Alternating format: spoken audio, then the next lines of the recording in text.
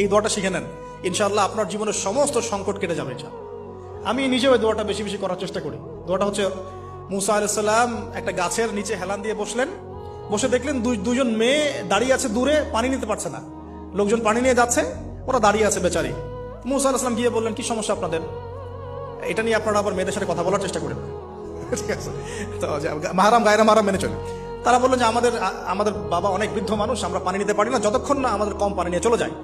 মুসা আলাইহিস সালাম একটু বললাম না, ফিজিক্যালি খুব স্ট্রং ছিলেন, থাকে না বডি বিল্ডার, সামনে গিয়ে কথা বলে সরো পানি দিতে দাও, তখন মানুষ একটু মূল্যায়ন করে না।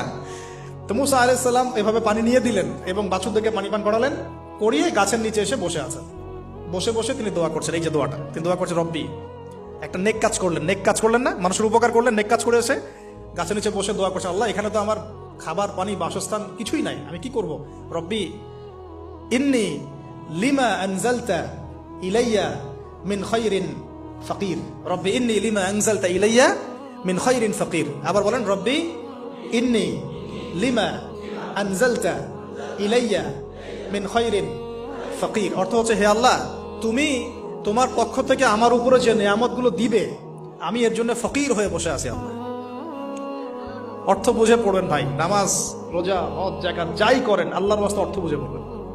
অর্থ বুঝে পড়লে আপনার ইবাদতের স্বাদ পাবেন, তৃপ্তি পাবেন, আল্লাহর সাথে কানেকশন হবে, আল্লাহর নূর পাবেন।